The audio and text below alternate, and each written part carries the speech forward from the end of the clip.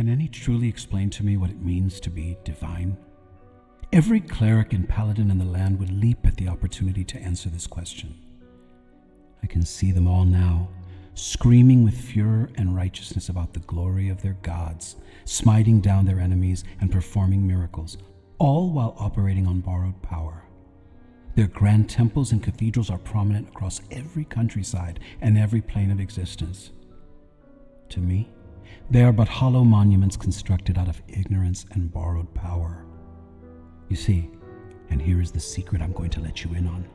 These caterwauling holy servants have no better understanding of divinity or where their supposed power comes from than the very gods they worship themselves.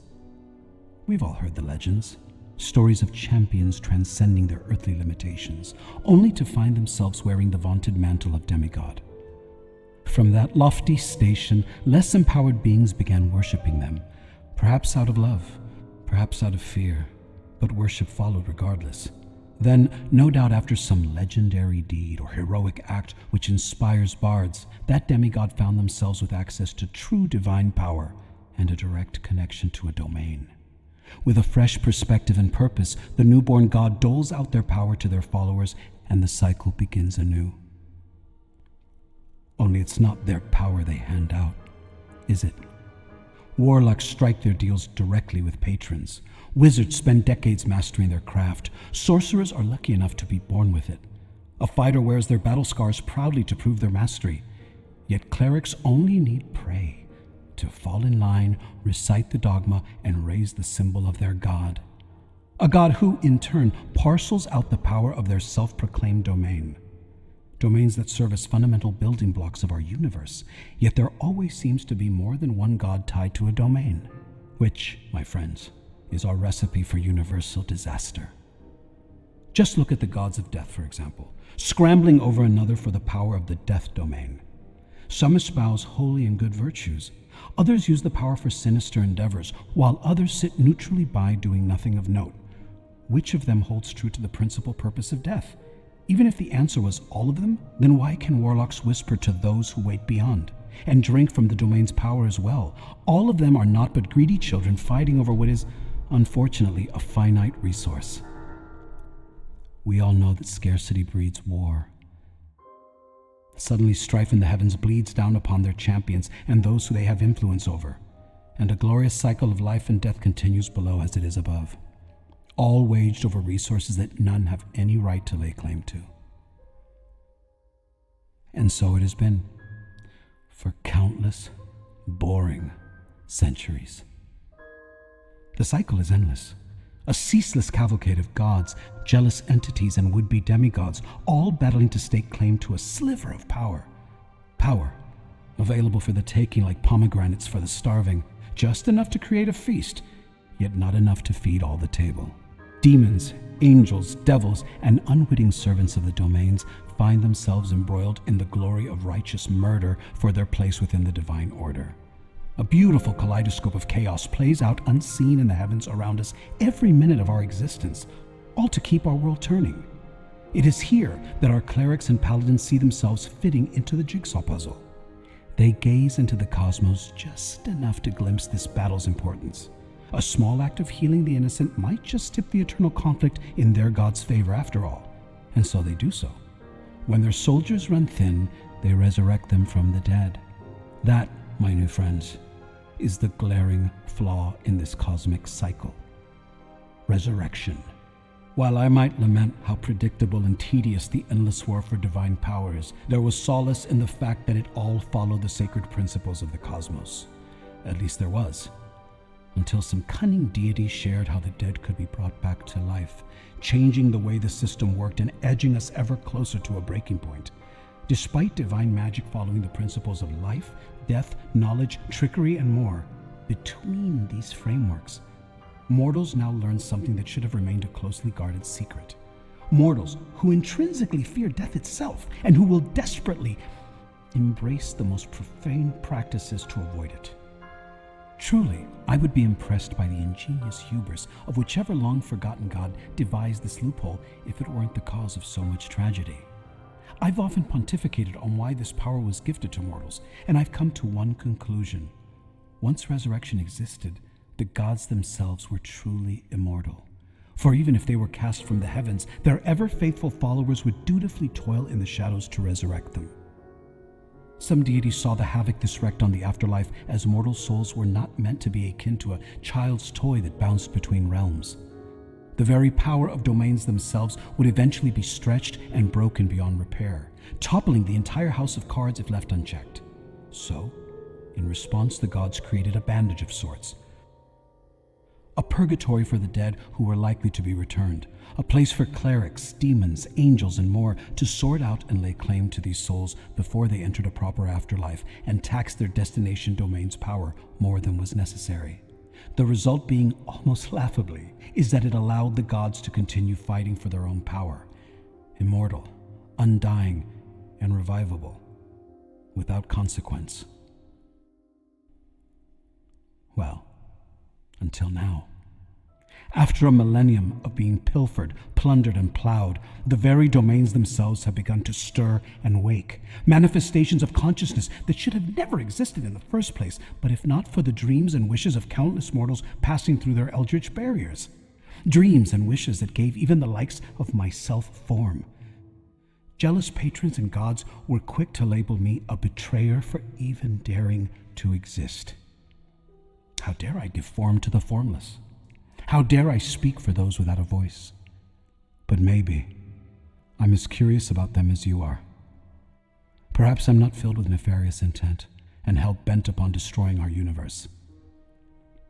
I've spent a long time trying to solve this problem, a problem that no one else understands or even acknowledges. Finally, I have found a way to gain the attention of every holy warrior and spellcaster the world over, which, in turn, should attract the attention of their gods and my brethren amongst the domains, forcing them all to face the divine hypocrisy their plays for power represent. So, I ask you once again, friends, do you understand what it truly means to be divine? I ask this because one could say that to be truly divine is to present cosmic solutions that echo from domains on high to mortal homesteads below and everything in between, all without prejudice or desire for reward. My place in this drama is merely to highlight the problem, but the solution, the choice to act, must be someone else's. Perhaps it is you who will lead the divine orchestra to crescendo, or maybe you will simply sit idly by listening to the melody of a cosmos destroying itself. Either way, you will participate, willingly or not. Welcome to the Black Ballad.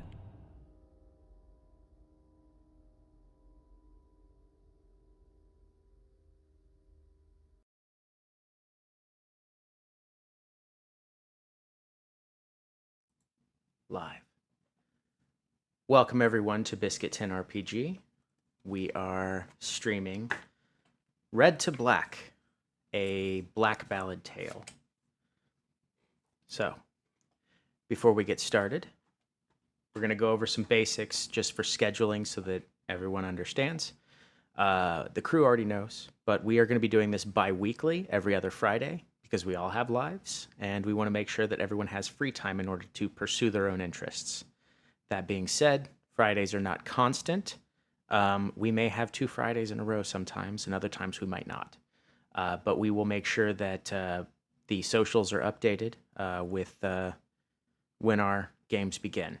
So, before we get started in the Black Ballad, everyone in this campaign is bringing with them a character from a previous session or a previous campaign known as the Red Opera. Before we can get started here, I have to make note of some things that happened before they met their untimely demise. The fun fact is, every single one of them, whether they were in the same game or not, all decided that Lacroix was the one that needed the axe. So, since Lacroix's death, the Shadelands got a lot darker and a lot creepier and, frankly, a lot weirder. Some of you started up rebellions. Others decided to move on with your lives, feeling that you had accomplished what you needed to by ending the forever fighting that was going on. Years pass. The only one of you that is not part of this particular side of the story is Augustine, who unfortunately fell when, as Lacroix died, his final act was to stab fate. However, Augustine, having made a deal, was able to spare Fate's life in exchange for her own. That is where her tale ended. Everyone else decided to carry on their lives with their rebellions, with their moving on, their seeking of power in other ways, or perhaps just kind of leaving it all behind. Those of you that are still in the Shadelands have heard rumors. It's been about 20 or so years since the end of the Red Opera events. You managed to save the realm from a fight that seemed to have no end, but now there seems to be a rebellion brewing, led by one of the people that was actually in the original fight back in the day. Some of you may know this person, other ones don't, because this is a different timeline. But the one constant is, Isilra is a name known that stands against the king, Dorian. And their tactics may be brutal and barbaric and guerrilla warfare-esque, but they carry on the good fight, working with both the legionnaires and anyone that will stand with them against the tyranny of Dorian. Within the last 2 years of your lives, even those of you that aren't in the Shadelands, you've heard rumor, speculative at best. You've never seen it confirmed. But Lacroix is back. You're not sure how or why, but resurrection magic has begun working again in the Shadelands. Some of you have a bit more information about how this all plays out. Others, you have the information that I've given you. And with that being said, all of you, miraculously, around the exact same time, hear the following phrase.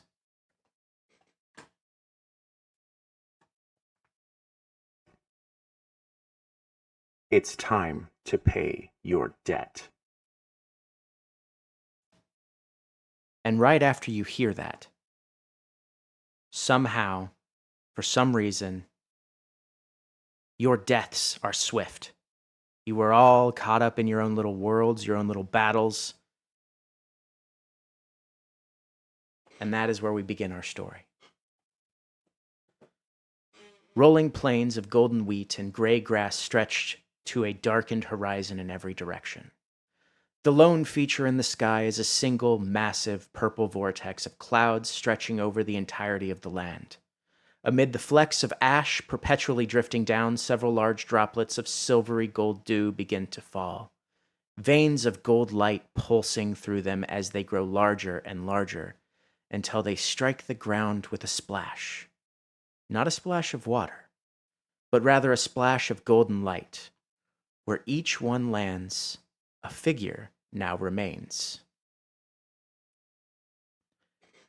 As you all kind of stand up, you see each other around. Some of the faces you recognize, other ones you don't.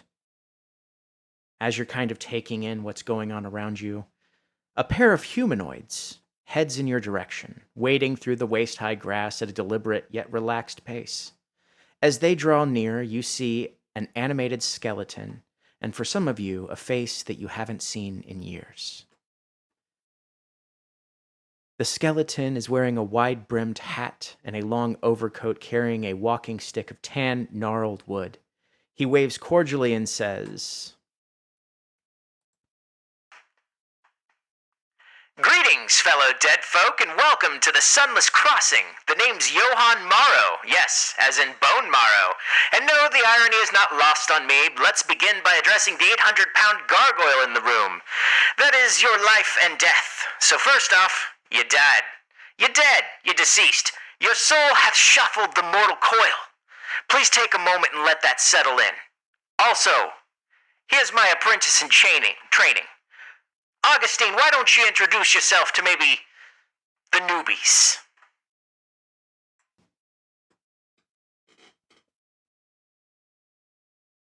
I'm sorry, I can't get over that voice. Augustine almost seems to ignore Johann. Turns to, are Issa and Riva next to each other? Are we? You are both roughly within like 20 feet of each other. You kind of all just taking it in. So we'll go one by one. You two. Let's start with Rosina. While you're taking in this view, Rosina, why don't you describe what you look like for everyone? Rosina is about 5'4" with sort of ruddy, whitish, grayish colored skin. She's an elf with long grass green hair, pink eyebrows, and big blue eyes. It looks like she is middle age, a few wrinkles, spent a lot of time in the sun, and she's wearing sort of silvery, dark plate armor. She looks like she's very strong, and she has a pink fabric draped on her belt. All right. And Augustine, please describe what you look like. Augustine is only 5 foot tall. She is a summer glow. She has, I had to pull up her picture for reference. On the right side of her face and down the right side of her body, she has a very violent looking burn scar and a completely blinded eye on that side. Her skin is an almost minty green, and her hair is lavender and peach in color. She is dressed in what is probably ridiculous looking finery next to whatever Johann is wearing, considering she's on the job. And carries herself like a bard because she's a bard. All right. Icarus, please describe yourself. So Icarus is a Kaldenkind or Bearkind. He is 6 feet 8 inches, so he is fucking massive. He mostly has white fur, but he does have some lilac streaks, and then around his around his eyebrows and his ears, it's kind of starting to turn that grayish color. And he has gold eyes, and he currently looks extremely, extremely grumpy. So nothing new there. Next, we have Riva. Riva is a Goliath, purple skin, long curly black hair, about 7'8" in height. Looks to be incredibly strong, but also nimble. Is wearing not particularly complex clothes. Looks like it's more utilitarian. Has a very fine looking sword on her side, as well as a woven leather belt with runes etched into it, and a pair of hand wraps wrapped around him, and a wedding ring on her right ring finger.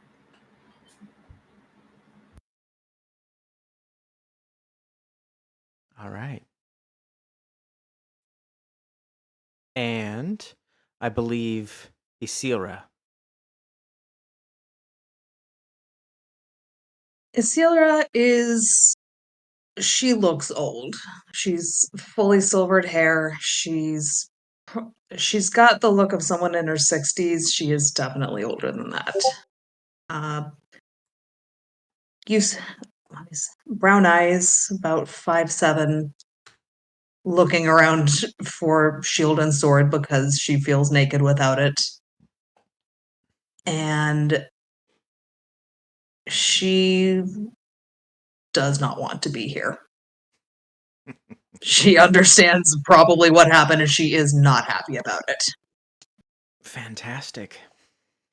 So, now that we have a description of what everyone sees before them, we'll get back into the moment where Augustine is reunited with two of her closest friends. Carry on. Augustine turns towards the both of them, kind of just watches them for a moment, almost tunes Johann out completely. And she is going to rush first over to Issa and throw her arms around Issa and just hug Issa's her. gonna throw a punch out of pure just no.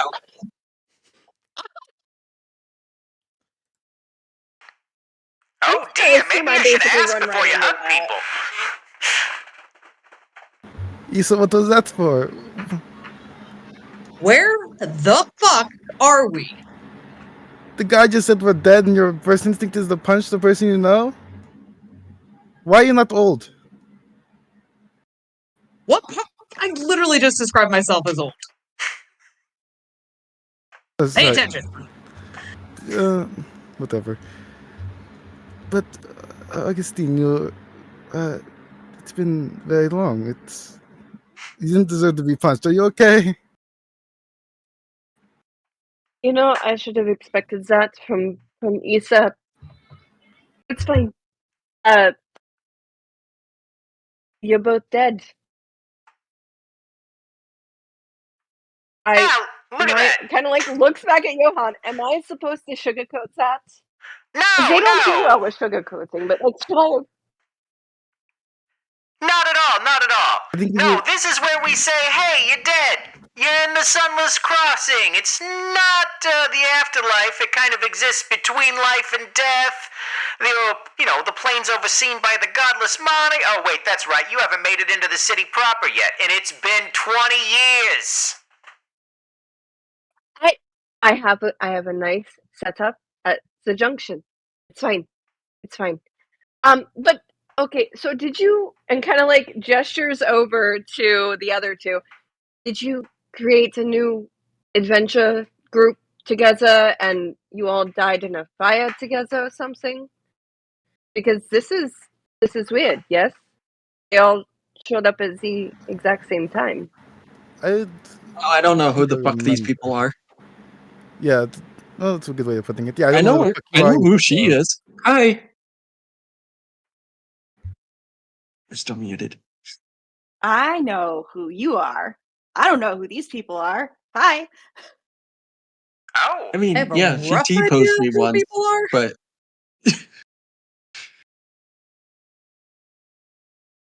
Well, this is interesting. It's not every day you see something from two different timelines. I'm sorry, did you say two different? Sometimes 5 I just minutes wish in you and would I stop already hate saying this. weird shit. It's only weird if you think about it. God, if there is a kobold involved in this, I'm going to fucking throw him to the wolves. I have not seen him here. I don't know if that's encouraging or not at this point, truly. We also had a kobold who messed a lot of things up for us. Good to know there's a constant I don't in know this. Interesting. So he's just everywhere, huh? Well, ours went by the moniker of the Burning Circus at like a point of pride, almost. So I don't know if that's indicative of the whole race or just like our particular specimen, but yeah. No, ours was just kind of weird. He's weird and he's always cooking. Mostly it. Well, so we're all dead right here and now from different timelines. Well, it seems like y'all came from the same time. Are you familiar with multiversal theory? Do we look it? No! Do you know this I've run guy, into it. Augustine? Yes, I know this guy. He's Unfortunate. training me. I'm working right now. You had to get a job. No. Johan is just very persistent. When he thinks someone has potential. Potential, you've been moping Truly for the 20 worst years. trait for a bard, getting a job. Shut the fuck up. Sorry, was You it- might call it moping. I call it processing grief.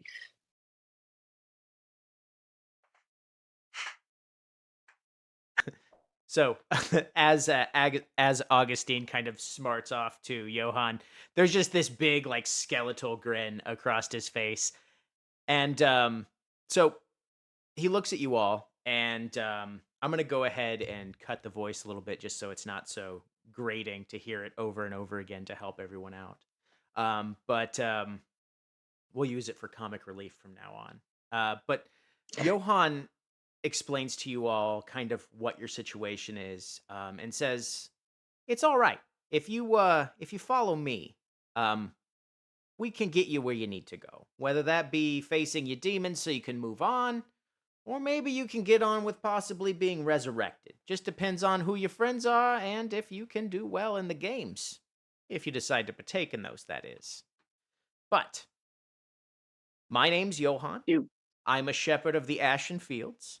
My job is to collect newly arrived souls and guide them to the junction. But obviously, before we go to the junction, we want to kind of hit the old Atonement Grove, as it were. Kind of let you face some hard truths.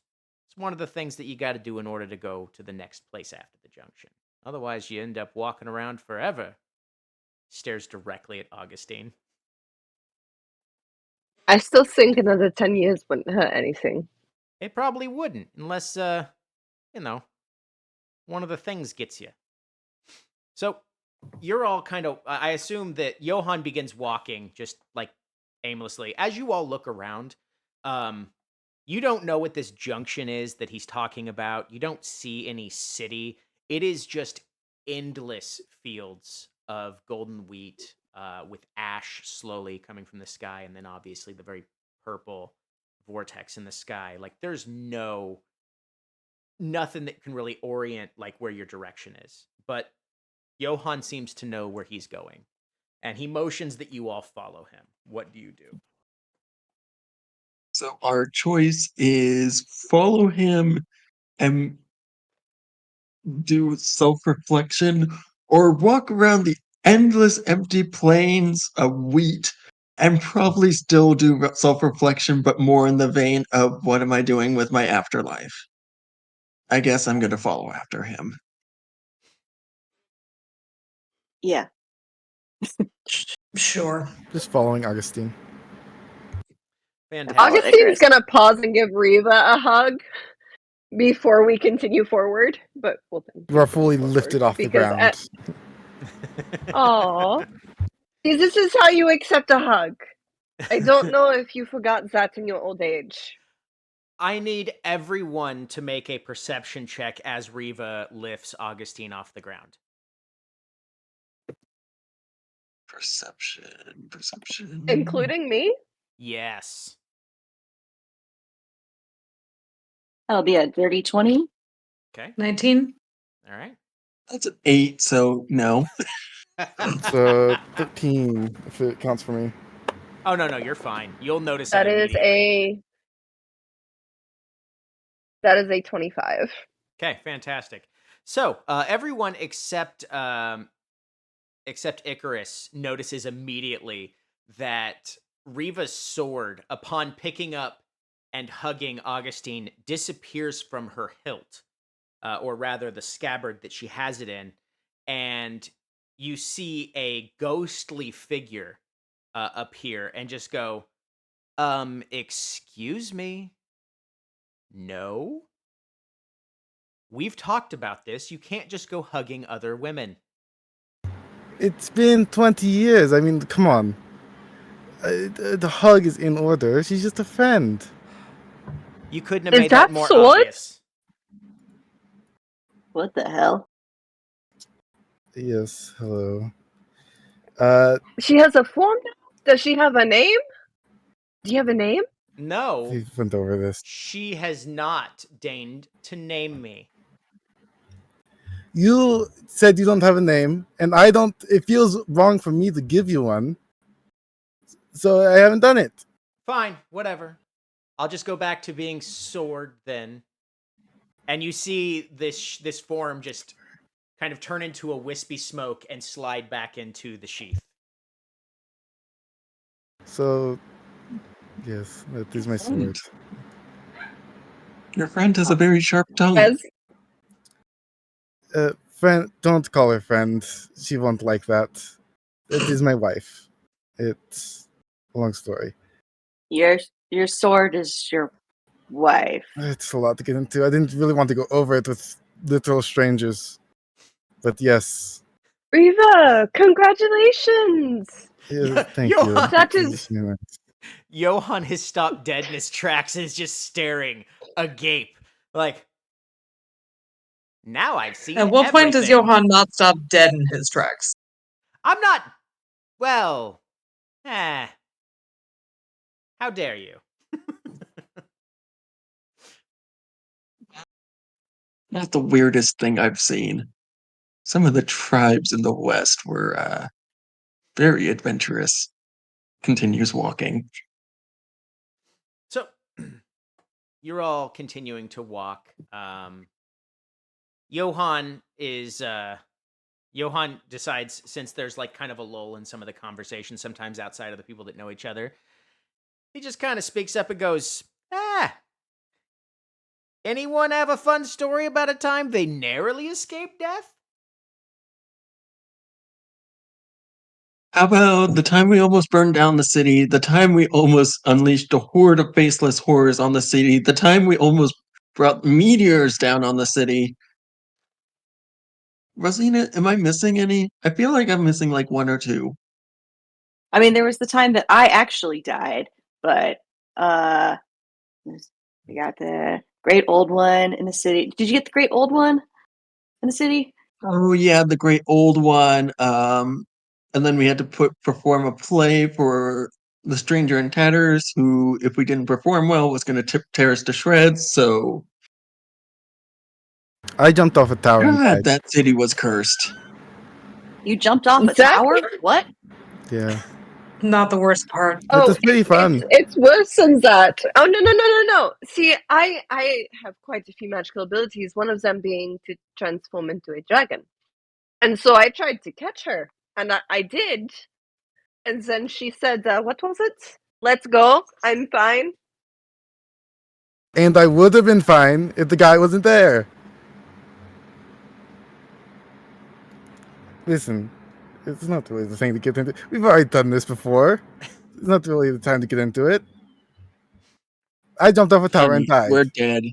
We have all the time in the world. I mean, yeah, kind of. Rosina pulls out a pocket watch and just kind of like throws it on the ground. Huh. All right. So who among you do you Is think littering illegal here or no? I mean, it's your stuff. I mean, someone else will come by, find it, probably give it away or something. I don't know. It's up to you guys. But while we walk, who do you think is out of all of you has had the most brushes with death? You know, if you make it to Nox Valar, you can look up the actual answer. They track that sort of thing for every soul that passes through the crossing in the Codex of the Mortal Realms. I feel Are you like talking Augustine's out by quantity? default. Well, I don't know. You've been doing some stuff, Issa. You've gone to some trouble. I mean, yeah. I don't know how much of that involves me nearly brushing death. I'm not keeping track of that. Oh. No, I was pretty famous for not dying. And I was Until, pretty famous like, for dying. obviously now. You know, Yo- throughout Johan it the was chuckles. whole traumatic. time, I knew you two. Sorry, what is Throughout that? the whole time I knew you two, I didn't die until the very end. Which is That is, odd yeah, to say that's, because you would think that would you be died the the end, one but time. Yeah. that Ah, was it. Just the one time at the end. So I maybe have less brushes with death than ZSS. I mean, usually All I depends. get Do into you fights, use but a I do win you them. use a hairbrush in the afterworld? Because otherwise, Johan one takes person off his got it. hat and scratches his like just skull head and goes, "I don't use a brush." Anyway, let's liven things up a little bit. We've had a lot of talk about brushes with death and death brushes, as this one over here is making jokes about. Any of you ever had a nemesis of sorts? Someone that drove you nuts? Like an itch that you just can't scratch hard enough?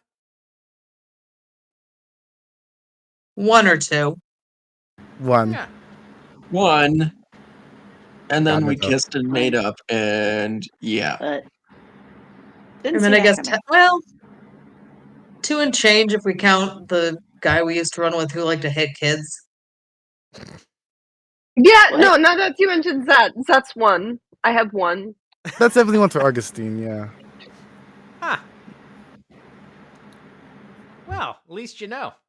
So you're walking along and time's passing. You're kind of sharing stories back and forth, getting to know each other, learning about each other's interesting stories. I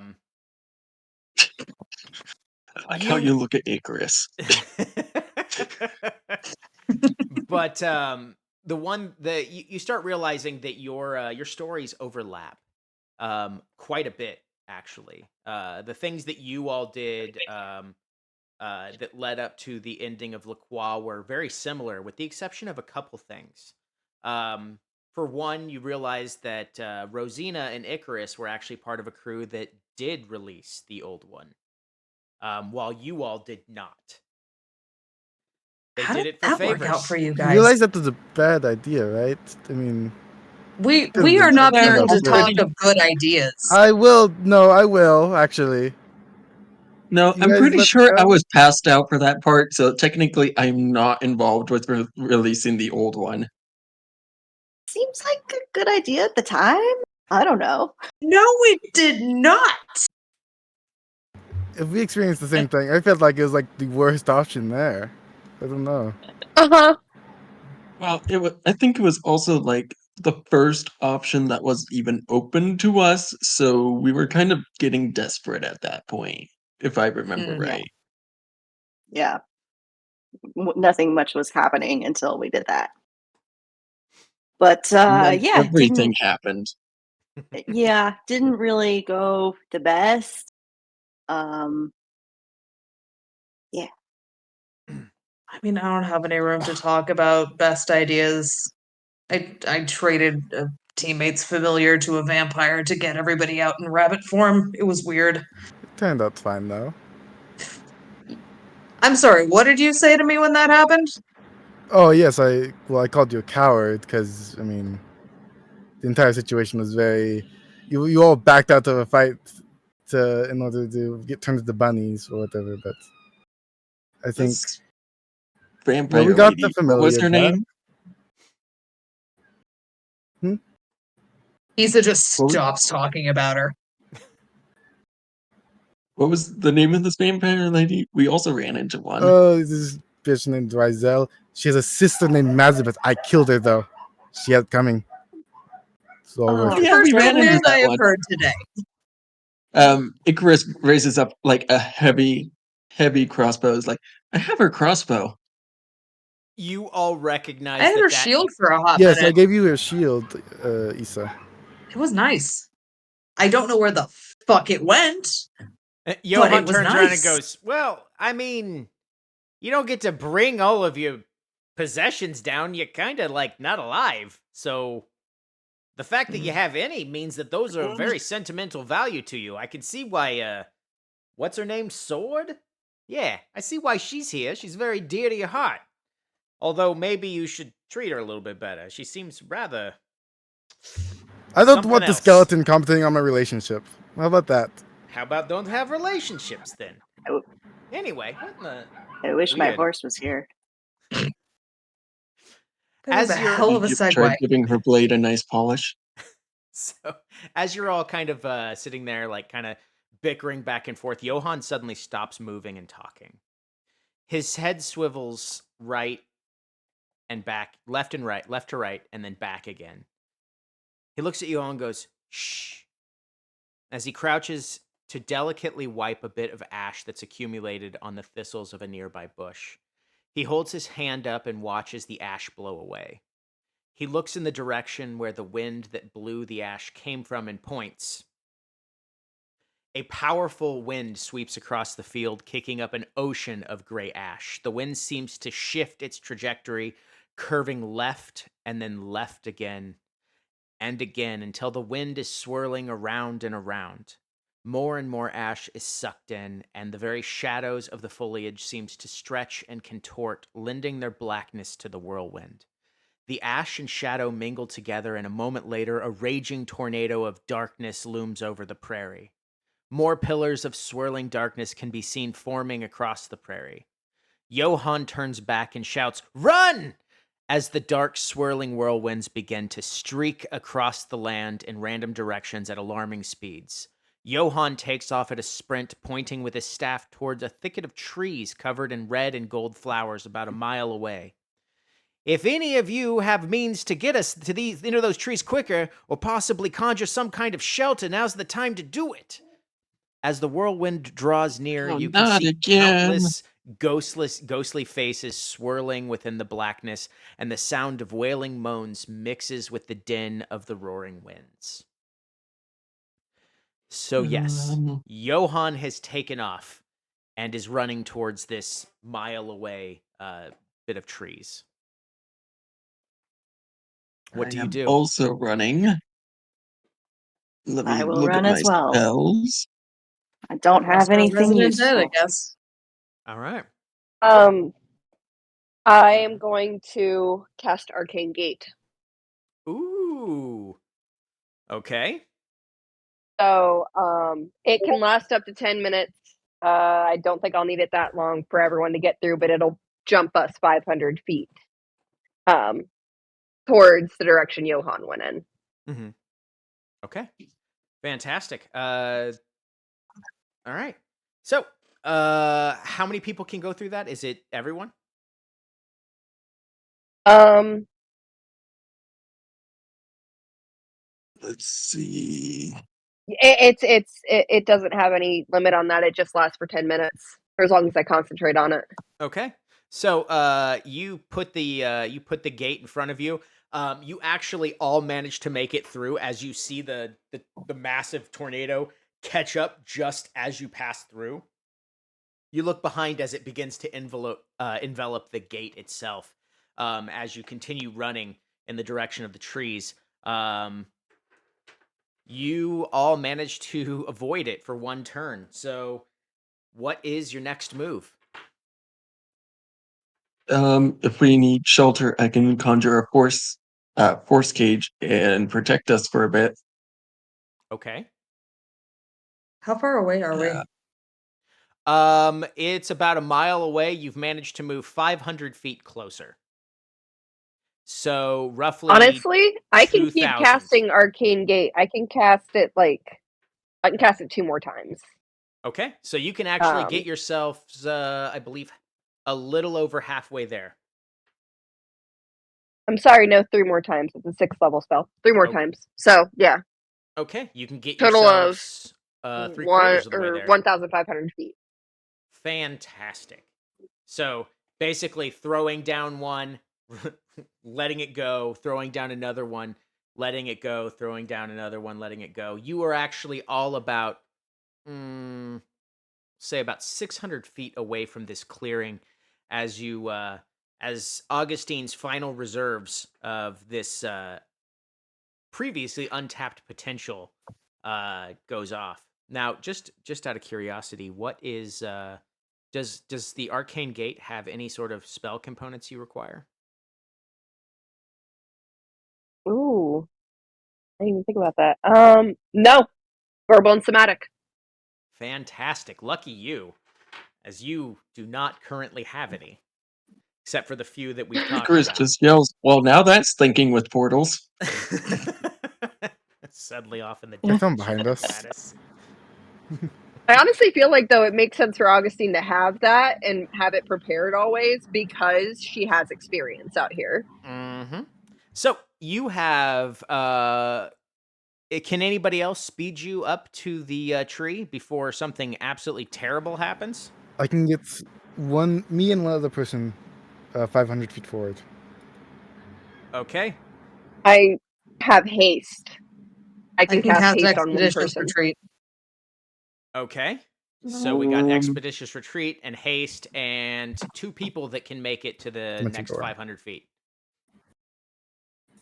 Wait, I hang have on. nothing useful in the situation. So maybe I take Miss Rosina and the rest of you just start running. All right.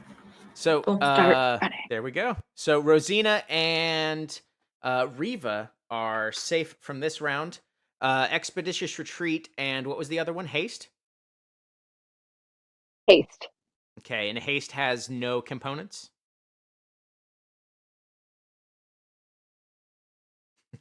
A shaving of licorice root. I don't know how rare that would be. Well, considering the fact that, you know what, I'll say since you've been here for 20 years, you've picked up a few things. So you are able to use that.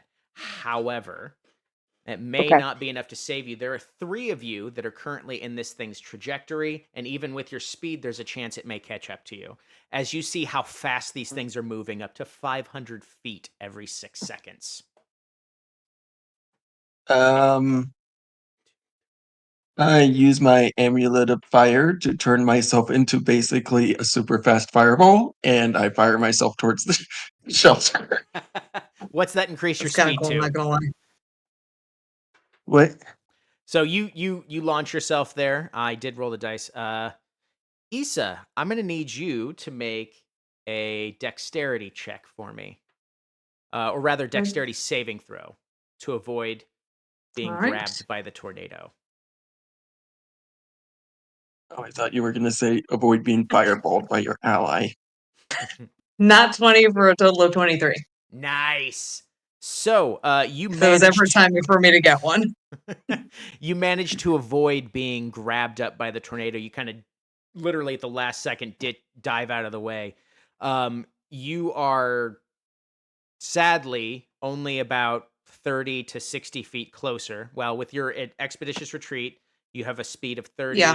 So you're dashing. Plus- so you've made it yeah. 90 feet, right? Yeah. Okay. So you managed to just go off to the side here, which means that you've kind of gone at a diagonal. You've only gone about 50 feet forward, but avoided the actual thing. So Rosina and Riva, you have made it to the edge of the trees during this round, so you are able to grab on and shelter and hunker down.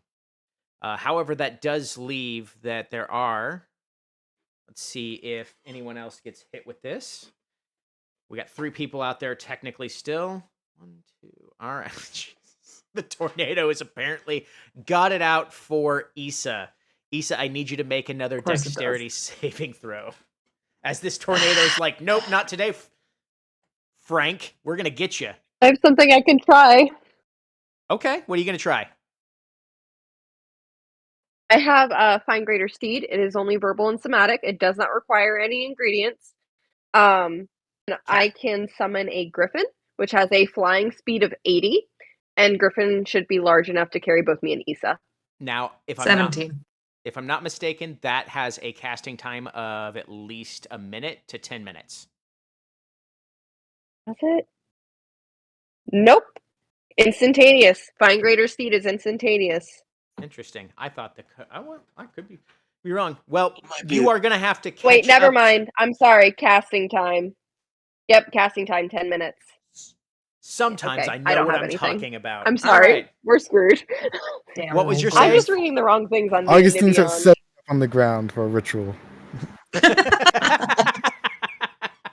Augustine's sits like, down and "Hold goes, on, I got hold on." this. Uh-oh. 10 minutes. I got this. We've lost somebody. I think this tornado stole Rosina. Rosina got taken away by the train. There she is. All right. You managed to avoid it yet again. You have made it. You kind of went straight forward this time. You were about 300 feet away from the edge. I'm going to need at the same time one of these other tornadoes comes out. While you do not need to make you will make the save at advantage. Those of you two that are actually in the thicket, as another tornado comes in and tries to engulf you.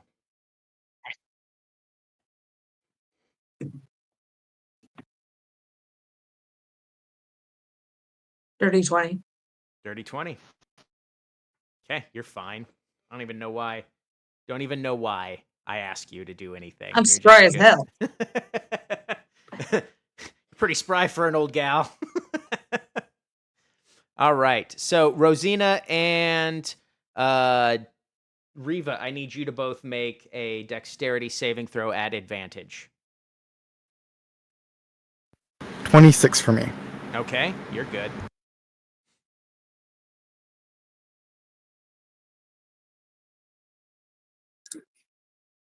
$17. All right, you are both good. And here we go. You've all managed to actually avoid being picked up by the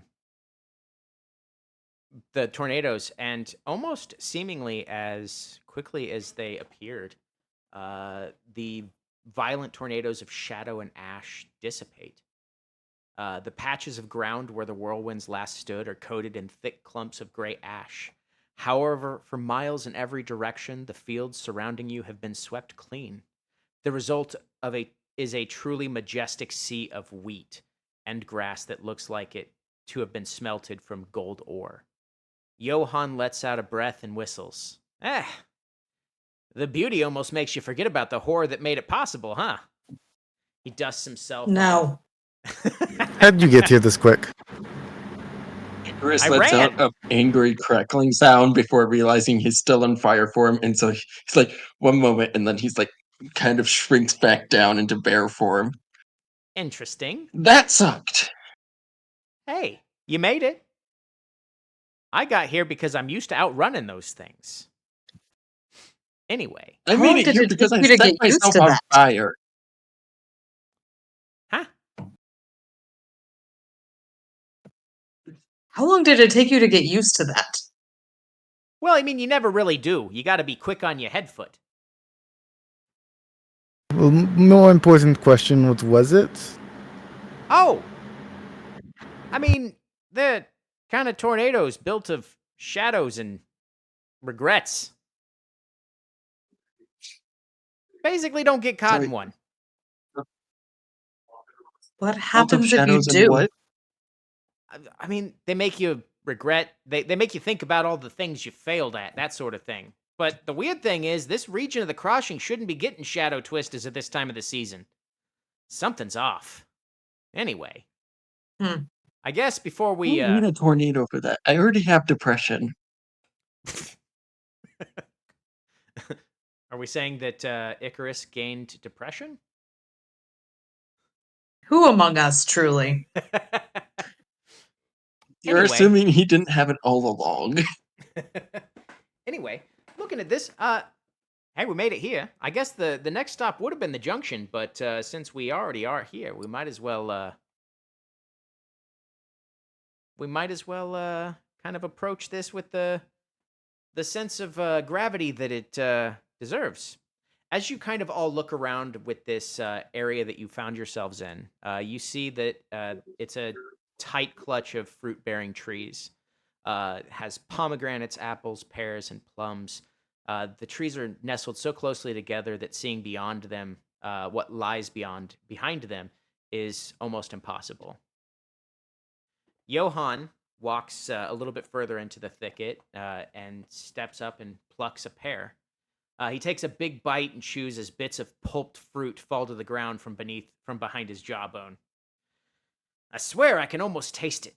Anyway, welcome to Atonement Grove. Behind these trees is a pond.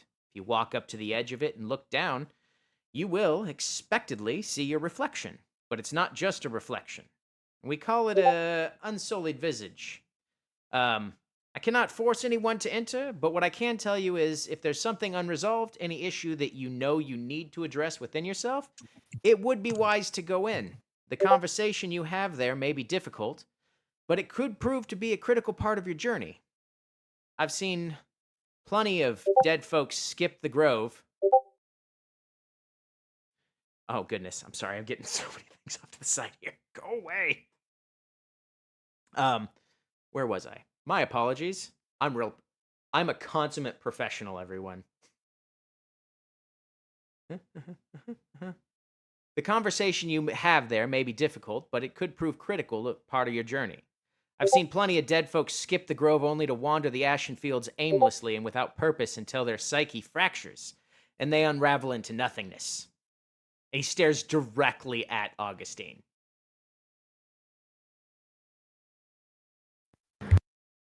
Wow, I feel like there's a big hint floating around in the air, just waiting for someone to grab it. Sure, it's not dust. So, as he finishes speaking, No, it smells like regret.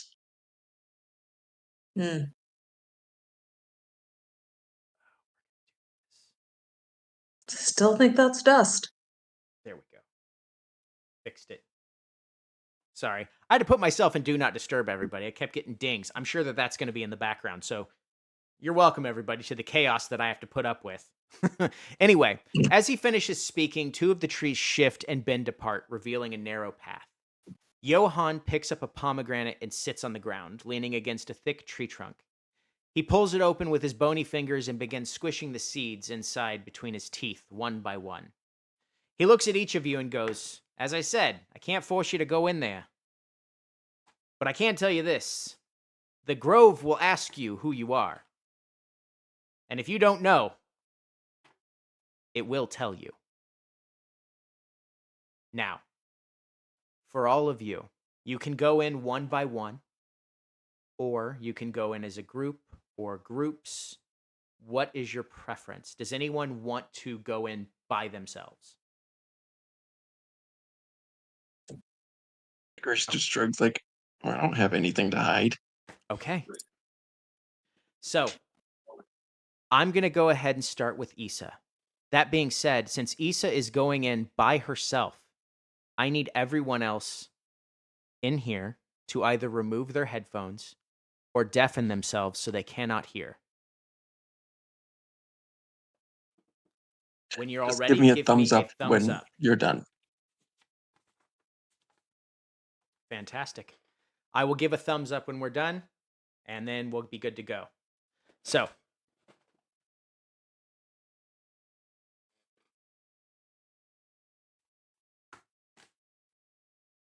you walk into the back. It's about 100 feet before you make it to the water's edge. And you look down.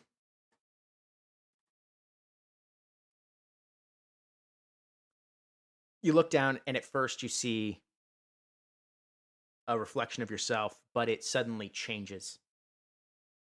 And what you actually see is flashes of your death.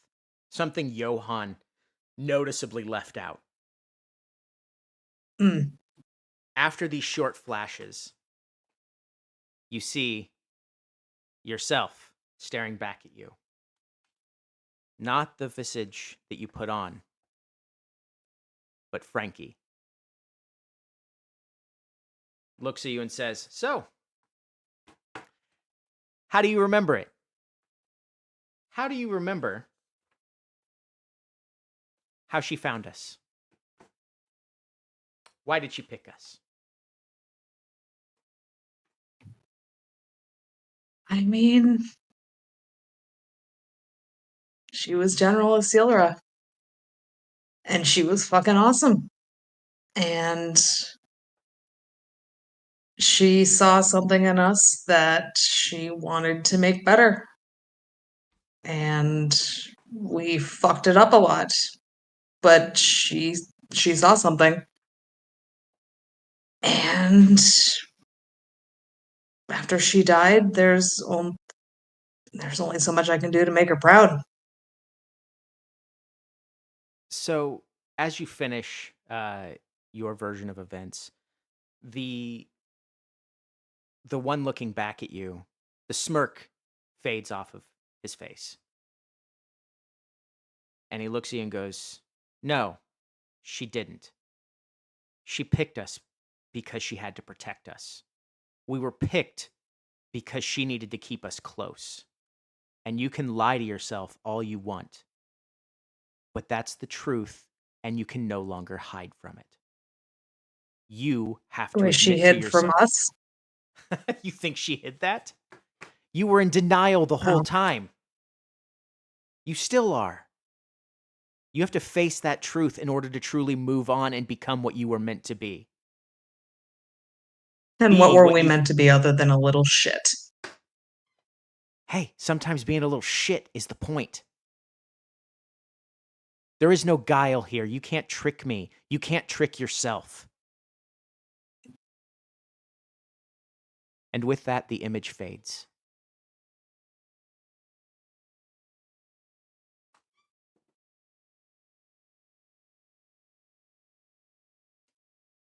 All right. Everybody can come back in.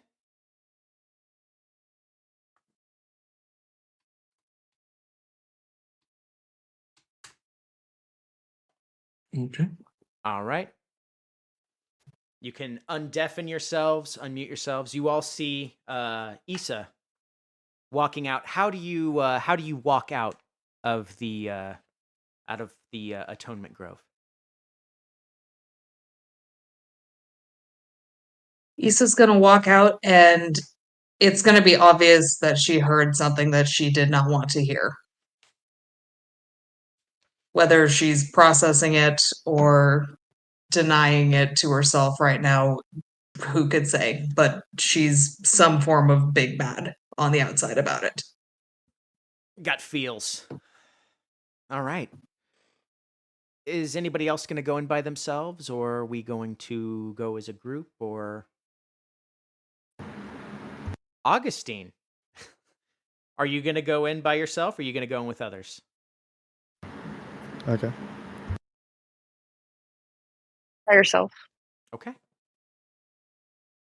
Augustine, you begin walking down the 100-foot path. Everyone else, once again, I'll give you the thumbs up when we're good to go. Deafen, mute, whatever. Augustine, you walk back to the edge. What you see before you is what appears to be a pool of water. And as you look into it, you see at first your own reflection, but then you see flashes of your death. You see the moment replayed, the deal that you struck being completed. You saw fate gutted by Lacroix, the man who loved her. You see the wound in her chest heal up as the wound begins to form in your chest and you fall to the ground. And as your body hits the ground in this image, you see yourself looking back at you. A very stern, sobering image of yourself. And you ask yourself,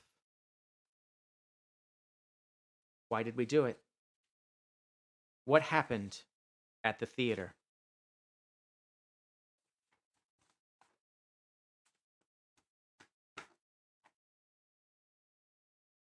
Do what? I didn't. That fire was set by a stranger. The fire that was set by a stranger so that your brother had to sacrifice himself, in a manner of speaking, to save you? Let's not kid ourselves, Augustine. You know why you set that fire. You know that you underwent years of physical and emotional and mental abuse working at the Opera House. When you finally were given the leading role, it was clear that the treatment wasn't improving, and in particularly dark moment, you felt that you couldn't escape, and the only way that you could was to make them pay and take yourself down along with them. You cannot hide from what you did. You cannot hide from what we did.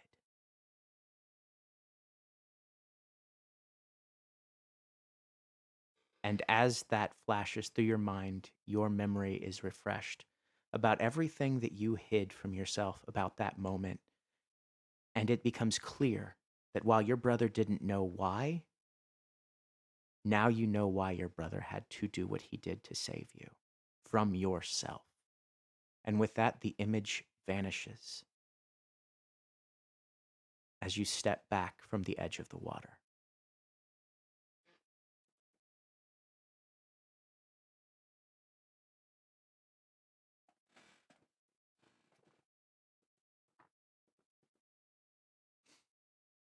So, as you all are kind of standing there waiting for Augustine to walk out, Augustine, what do they see on your face and your general overall Augustine vibe that you give off as you walk out of the clearing? I rolled a deception for myself just on the side to see Okay. how well she could put together a mask. Okay. She looks perfectly neutral. Okay. Poker So face. if anyone wants to see Probably, if honestly, looks fairly similar to like what y'all would have seen when you first met Augustine back in the day. Okay. Insight check. I knew it was coming. It's Anybody like, that I wishes to freaking know see something's through up. this after Keeping what this they shit saw, on brand. you can roll insight. The DC to see how my beat my deception is a 29. I rolled a 2. That's pretty on brand. 21. So Seems pretty normal. close, but no cigar. All right. So Something's up. anybody that didn't meet that, the only thing you can get from her is that she is stone-faced. She seems pretty distant, walled off. Not necessarily shaken, but she's not acting like she was when she went in. So something's different. You just don't know what it is. I assume the remaining 3 of you were going to go in together? Or did... I think I'm going to go solo. All right. Riva's going to go in solo. I don't think I'm going to go with these 2 strangers. Wow, there's a lot of trust between the former group. I trust them. They don't trust me, apparently. Honestly, in part, no, I think in part, at least for Augustine, it's genuinely, it would be too much of a call to say only you 2 can come with me. Augustine don't know you 2, and she don't want you hearing it, so. Okay. Issa's like, I haven't seen any of you 3 in 20 years. My life's changed a little bit since then. Y'all can stay out of my business. It's messed up. Where's this old bear gonna get his gossip from? Sure, he'll get it eventually. You're gonna have to grump another A day. lake, apparently. Okay. So, once again, if you could all remove your ability to hear as we approach, thumbs up will come when it is time.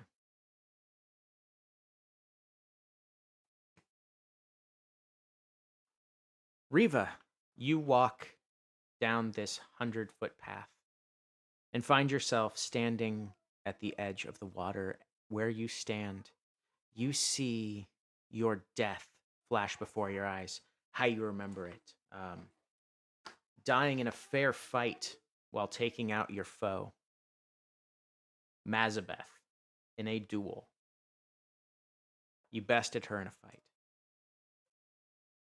As your death flashes before your eyes, you appear once again in the water. However, it is not you. It is you without guile, without humor, without your normal giddiness. It is pure, unadulterated truth. And you look at yourself and you ask, How did we kill her? Tell me true. How did we kill Mazabeth? Silly question.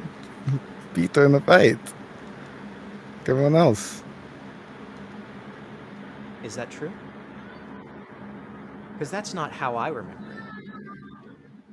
See, what I remember is you snuck into her house during the day while she was asleep and stuck a stake in her chest.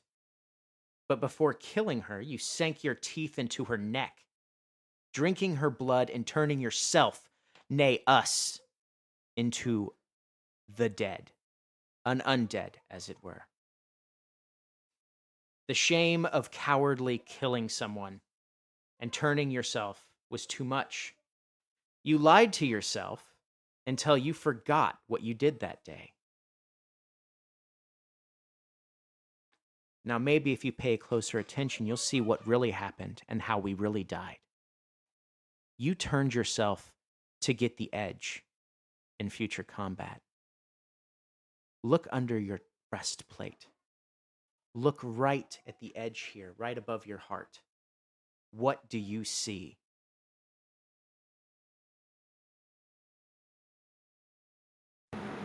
She hesitantly pulls up her shirt and looks at it. And looks at the now scar that has formed all the way across her torso. As you look at your torso, you see something that was never there before.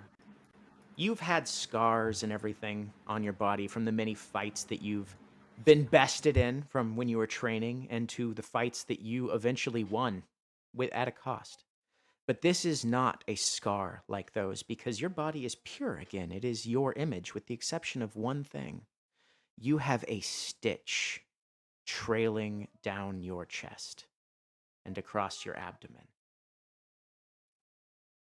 You know that Mazabeth's sister hunted you down and smote you. That is how you died. And as that truth hits you in the face like a ton of bricks, your visage, your unsullied visage, disappears as you step back from the edge of the water. Riva gets very angry and takes her sword and swipes at the water and then storms out of the forest. Okay. So you see, as you're all coming back in, you all see a very angry Riva stomping out of the tree line. I assume you're not trying to hide it. No, she's furious. Okay. Fantastic. At this point, Icarus is just eating one of the pomegranates. Like, that bad, huh? This stupid forest sucks. I wouldn't go in. Well, now I'm curious. Okay. So, Rosina, want to join me? Yeah, let's go in together. Johan's It's just nice to kind know of that the bonds of trust haven't decayed after this long. Johan is looking at you all and just kind of smirking, with what a skeletal face can smirk, just a So not at all. Yeah, basically, yeah. But you get a vibe. He's got a vibe. He's got a vibe that he's amused as you all walk back in there.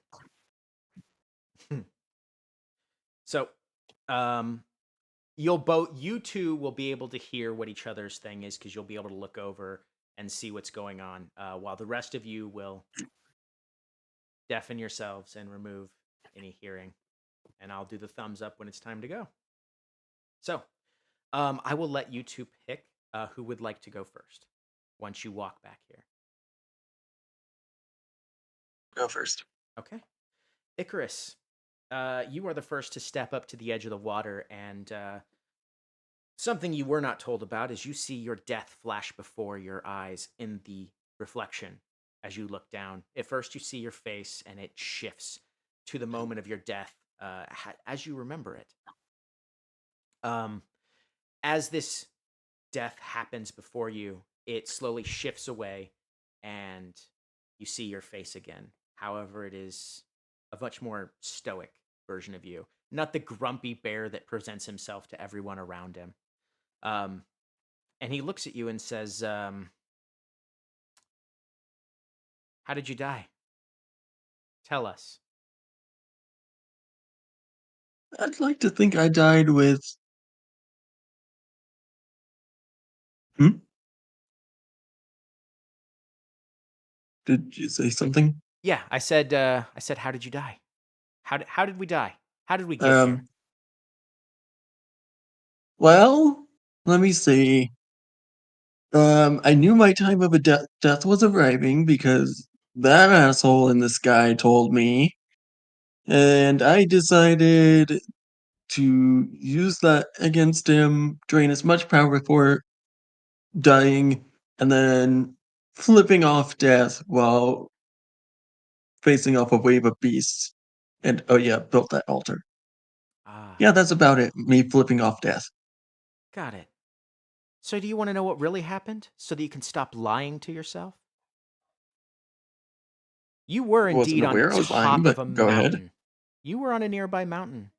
A stranger in tattered robes chuckled softly to themselves. And unlike you, I listened. And you hear, and as you hear what was happening, you begin to remember it clearly, and you can no longer deceive yourself. And so the final act of Icarus's play is concluded. A shame, really. They twitch their hand, and marionette strings twist and twirl, orchestrating the movement of the beasts below, the beasts that ended up killing you. The stranger looks to the sky and bows, and so ends the tale of Icarus, the fall of the barbarian. Are you not entertained, my brethren? Love, loss, and bloody rage. A smile crosses the face of the stranger. And now to find my next leading actor, perhaps a tragedy. The stranger parts the air, and a pair of curtains steps through and disappears. Not only that, but the one thing that you didn't reckon was that you saw a string guiding the stranger. You don't know where that string is, but you know that the stranger is the one that orchestrated your death. Despite what you were told, what really happened was far more gruesome, and very much you were a victim of your own hubris. And you step back from the edge of the water to think about how you died. I look up at this guy and go, "You bastard."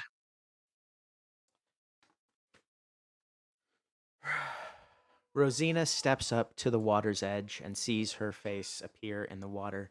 And you see your actual death, the one that brought you here. However that ended, that particular death that brought you here. And suddenly a visage of yourself appears and says, so, was it really his fault? How you died that first time? I'm. Oh, I. Yeah. Grandma has left me to die. It's so funny the way we remember things when we're scared. So let's actually travel back to that moment. You were worried because there was someone that looked like him, but you couldn't quite remember him. That was him. He wasn't trying to do anything. The poor What? guy was under a curse. He didn't kill you on purpose. In fact, he tried to save your life. And you forgot him. I You can't. parted ways. You parted ways and blamed him for your death. He had nothing to do with it.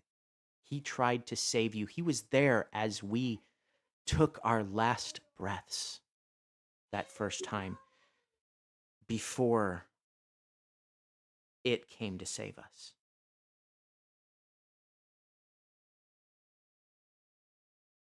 Maybe you should take a look at your memories a little bit closer next time and not be so quick to judge things because they seem odd or out of place.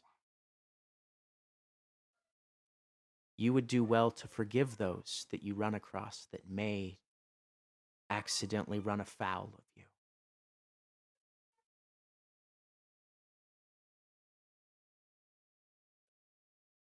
And the image Well, fuck. disappears. So, here we go. So, you all, you two walk out of the grove. How are you faring? How's the general overall vibe? Chris doesn't really look any different. He's just kind of like 5% more annoyed now. Oh, he's extra annoyed. And yeah, no, that was kind of within his expectations anyway. You don't be a warlock to someone like the stranger in tatters and not kind of expect some kind of fuckery around your desk. Rosina's pissed. Furrowed brow, frown on her face, wearing it on her sleeve. As you two walk out, you see that Johan is waiting for you, using the sharpened edge of his bony finger to idly whittle a branch. Without looking up, he says, "I'm sorry I didn't tell you about the visions of your death. It's discouraged dead folk in the past from going in, and this experience is important." Standing up, he brushes off some wood shavings and begins to stroll away, not bothering to check if anyone's following. Come on now. No time to Another dilly-dally. pomegranate. So you grab a pomegranate. So, That wasn't so traumatic. Eating a pomegranate whole? I mean, Yes, I'm a bear. Are you going to tell me how I'm supposed to eat a pomegranate? Nope. That's what I thought. Augustine is gonna go follow Johan.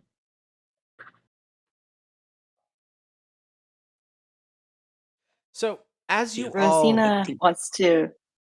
No, go ahead. We'll do that, and then as soon as you finish whatever you're saying, I'll get to the thing that you see next.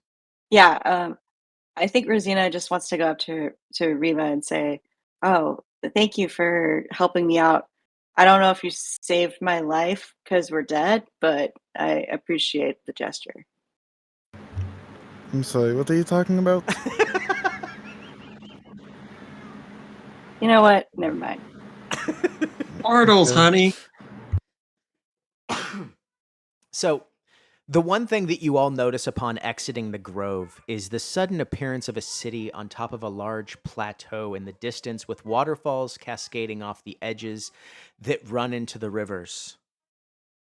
Johan turns and looks at you all and says, "I assume you see it now. The splendid city." Are there fish in that river? No. The living things don't Dang it. typically come here. I mean, there's gargoyles, so don't freak out when you see them. They're kind of the most common. But yes, there are living things here, but not so much animals. You have to pay a pretty penny to get them in here. Anyway, that's the city That's of boring. Nox Villar.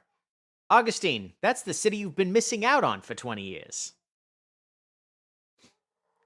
So you just Dang, been wandering girl. around out here? What could you have been avoiding? You know, that was I so thought bad? we were going back to the junction. We are going back to the That's junction. what I thought we were doing.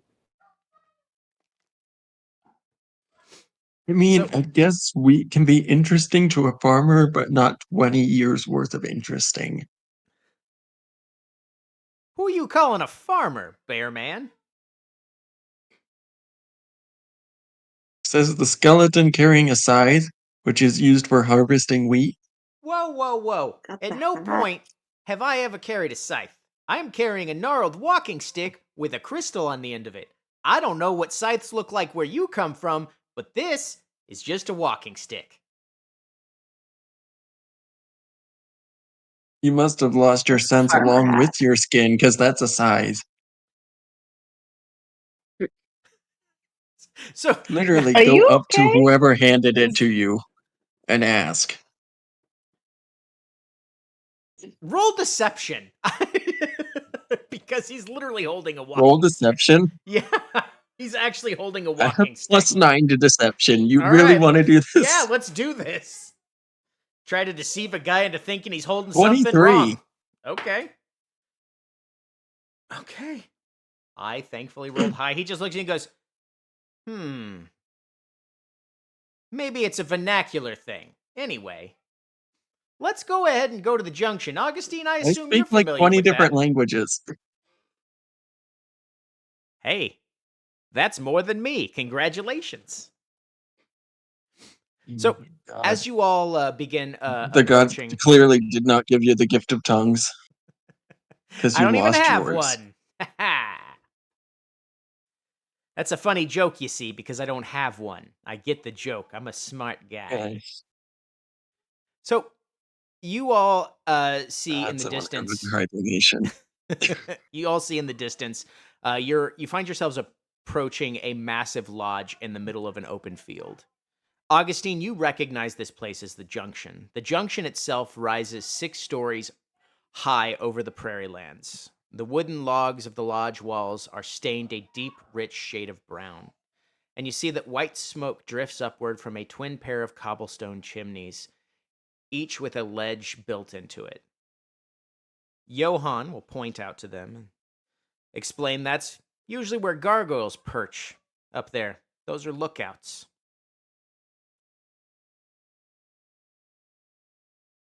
Usually? Yeah.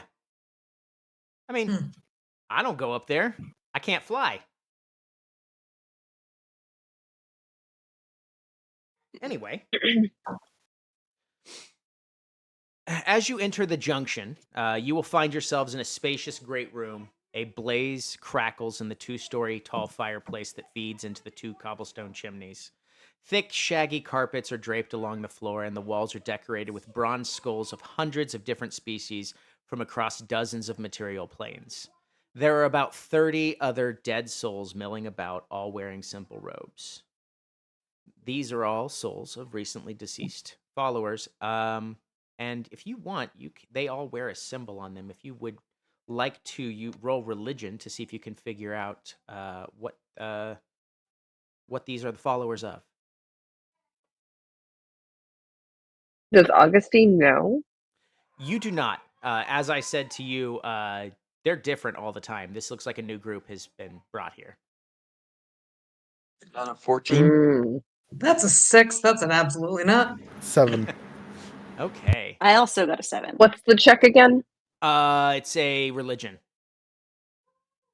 Religion. You should know all about that, Bard. 23. All right. So, Augustine, you recognize it. They are followers of the Marquis of the Final End, the god of death in their world. They seem to be awaiting their chance to continue their journey into the Marquis' realm. As you all enter, there's a bunch of tables. Johann pulls up a chair and takes a seat near you. A very much alive-looking human woman approaches carrying a tray. Augustine, you recognize this as Quella. She wears an apron over a short-sleeved tunic and a smile upon her face. Under her platinum white hair tied up in a bun, her eyes shine with an unnaturally bright green hue, complementing the runic tattoo of blue ink covering her dark brown arms. She sets a full mug in front of each of you and an empty bowl in front of your guide. Johann nods. Much appreciated, Quella. These are my new wards. Wards, this is Quella Pern. She runs the place. Looks at you, Augustine, as if he's telling you for this for the first time, just ignoring the fact that you already know her. Quella nods to everyone and smiles at you, Augustine. And in a cheeky tone, anyone ever tell you don't look so good? Try not to panic, but I think you might be dead. After a quick chuckle, she gestures. I think. No, go ahead. Yeah, I think I caught some allergies from the wheat field. It causes lacerations and sometimes death.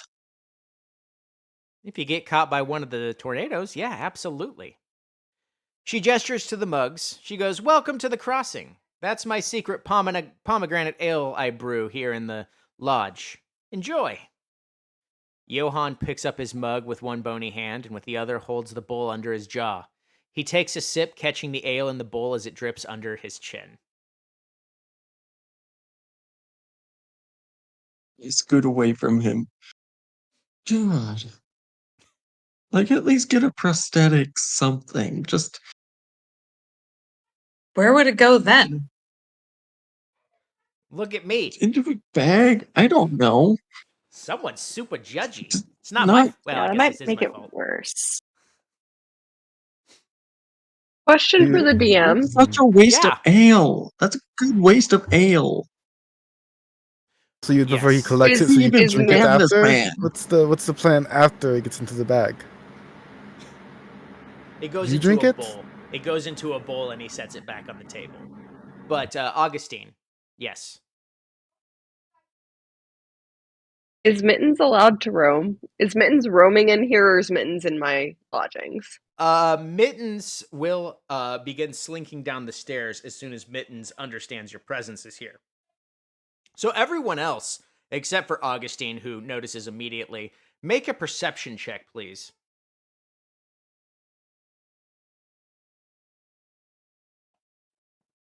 That's a 15.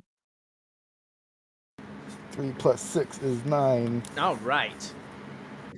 25. 16?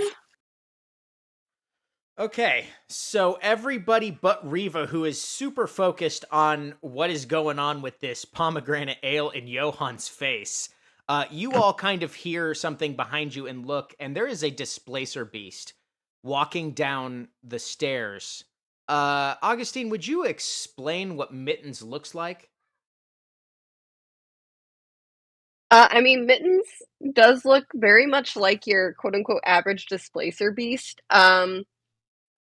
She's a little bit smaller than like full adult size, like almost teen sized.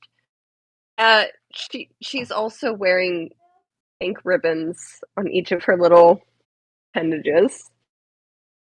She looks like a spoiled house cat, to be frankly honest. But she is a displacer beast. Chris brightens up into the first smile you've seen this whole time. Is like, "Hi, kitty. What's your name?" I would not try to touch her if I were Oh you. no, I because I'm understand the only. the meaning Well, of consent. Johann looks at you, Augustine, and he goes, "Man, you never would have thought it used to be a handkerchief." What? she Chris's is- eyebrow oh, just yes. raises. What, was I not supposed to give I up the said ghost? handkerchief I don't have into a, skin. God, why? Somebody find this man a brain. It's in there probably. I'm not gonna check though. So two brain cells, and every time they bump is when a thought happens. Wow, you guys are brutal for He's no reason. He's a lot smarter than you give him credit for. I would hope so, because he's giving him 0 credit. Starts Rosie is drinking the gonna pomegranate. grab a tankard of the ale Mhm. and start drinking. As you're drinking, Johann looks at you all and just goes, "I get it. It's weird. Food, ale, we're dead. We don't really need it, but we find that it makes things a bit easier for the transition, you know? It kind of gives you a sense of normalcy while you wait for wherever's next." Here I thought you just understood proper cult and kind culture. My mistake. I'm going to tell you right now, you are not my favorite. Augustine, you have moved up the ranks. How was I not already your favorite? Apparently you spent 20 years ignoring his advice, so. See? Even the mean guy gets it. Honey, You I mean you do everyone. like to run your mouth about things that you don't know about, don't I you? do. I do. He hasn't But even known me for 20 I'm years. just a gossipy bear. Ooh, Don't blame me. Oh my god. You know what? You two are going to get along really well or kill each other again. And I'm here for either one. Taking bets, taking bets. He's as Wait, we confident can in I put a bet die. his on deal Augustine. I think was, she's and going so to I win. think I can handle it. Her name what?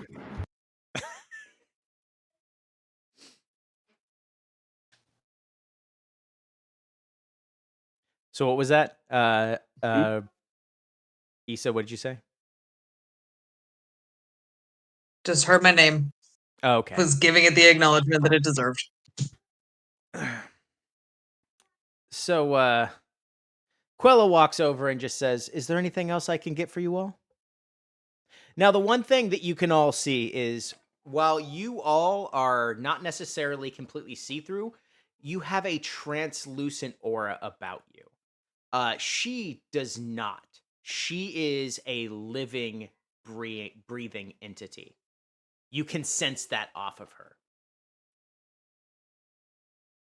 And this is the first time you've seen anyone that gives off that vibe in the area.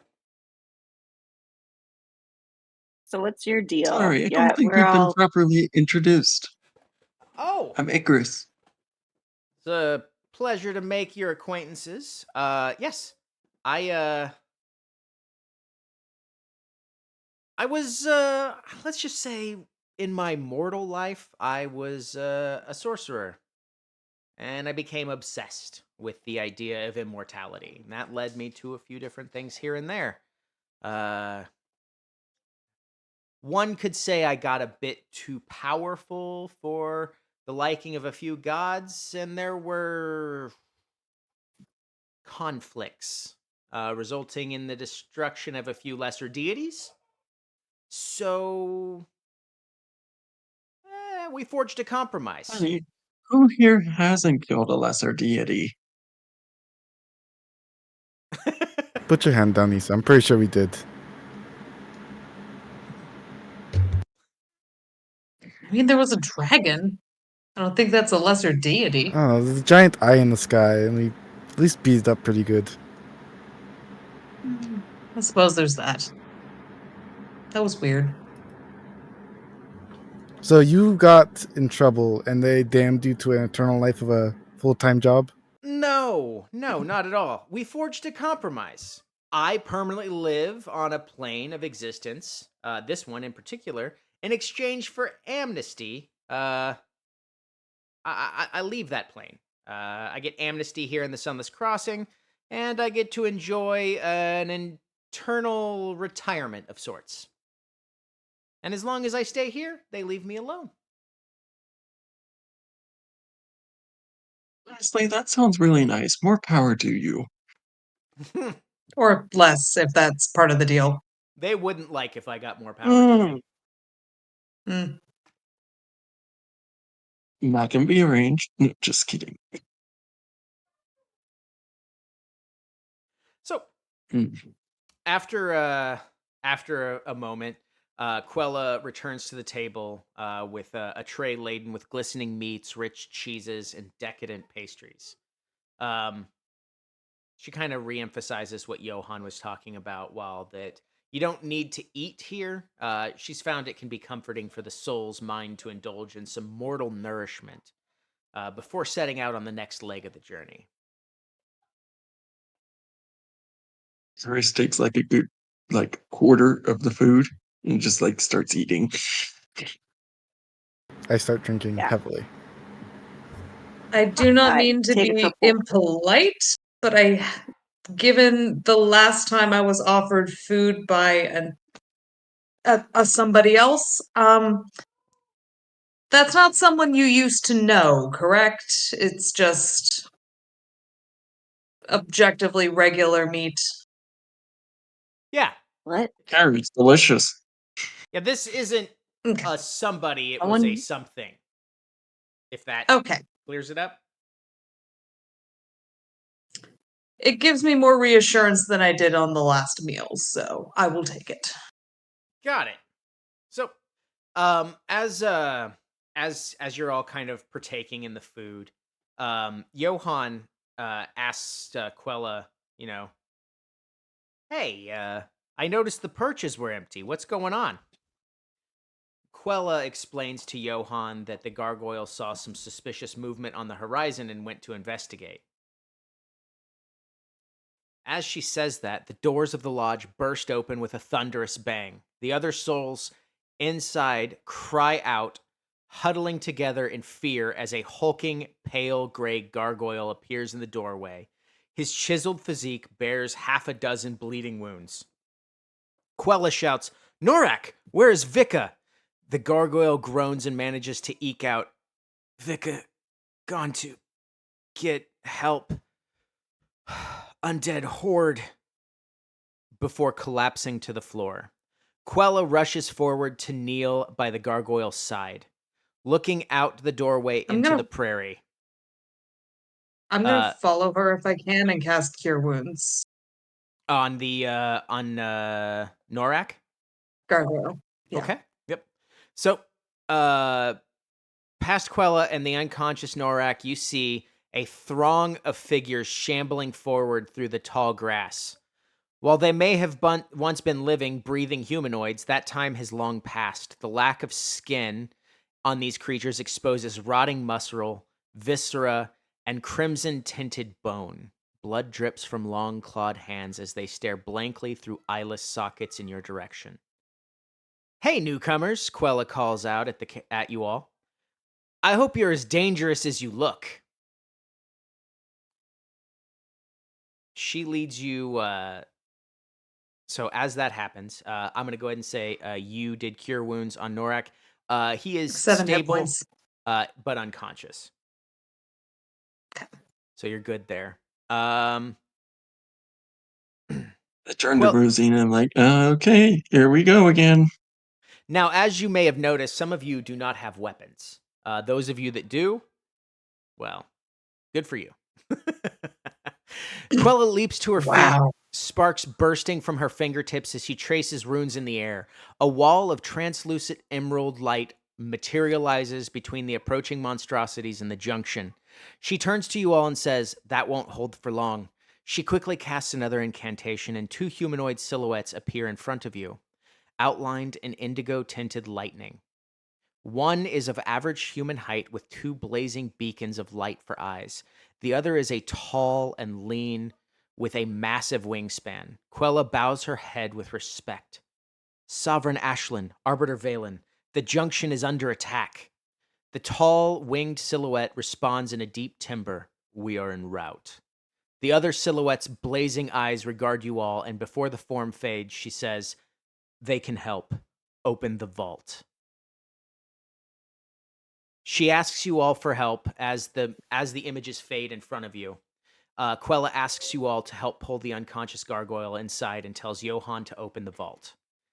As those of you that help pull Norak back in, off to the side, Johann opens what appears to be a cupboard of sorts and taps in a weird spot in the back of the cupboard, opening up what appears to be a massive vault that doesn't seem like it fits in this space. Kind of a bigger on the inside sort of vibe to it. And inside you see a plethora of weapons. Any weapon of your choice, your particular character's flavor of weapon, feel free to grab one. Inside, you will find all manner of axes, swords,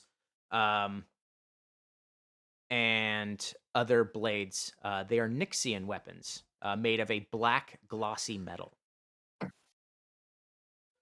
So, you can all pick up and add to your character sheet 1 +3 martial weapon that is of your character's proficiency. And that weapon also does an additional 1d8 force damage when attacking an enemy that is undead, an aberration, or a demon. And Is there anything that would fit over Icarus's claws? no. I'm There just are gonna no add more fancy damage to this. gauntlets. Unfortunately, there are no spiked gauntlets. I guess I'll just grab an axe. All right, where are my? There's my inventory. Add equipment. Said +3 melee. Yes, it's a +3 weapon, so it's +3 to hit and +3 to damage rolls, and deals an additional 1d8 force damage when attacking an enemy that is undead, an aberration, or a demon.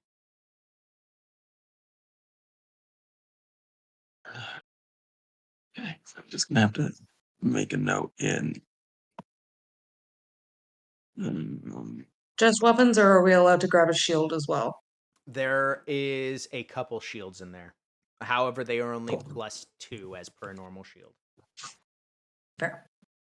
And it was plus Rosina's gonna grab 1d8. Yes, plus 1d8 of force damage when attacking an enemy that is an undead, aberration, or demon. Rosina's gonna grab a great axe. Okay.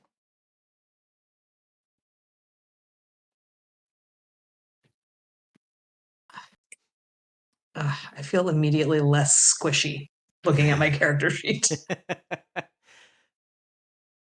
As you all gear up and Norak has been pulled in, you hear what startles you all as the magic that Quella had put up shatters with a thunderous boom, and you turn around to see the undead hordes have broken through.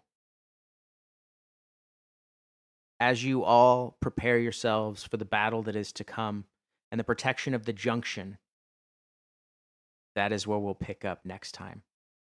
As I said, we have a weird schedule with me and my conventions coming up here. So our next scheduled game will be June 14th, which is strangely enough my birthday. So we'll be playing on my birthday. So please be nice to me that day.